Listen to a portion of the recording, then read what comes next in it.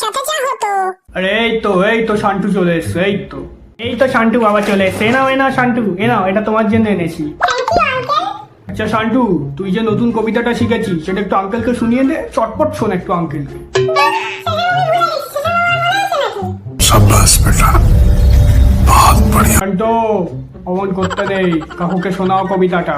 তোমার পাড়ার গরুর গাড়ি, বোঝাই করা কলসি হাড়ি, গাড়ি চালায় বংশী বদল, সঙ্গে যে যায়, সঙ্গে যে যায়। আমি ভুলে গেছি বাবা, তারপর সঙ্গে যে যায় ভুলে গেছি, কি করবো এবার? এই, কিসব ভুলভাল বলছিস? আরে থাক, হয়েছে।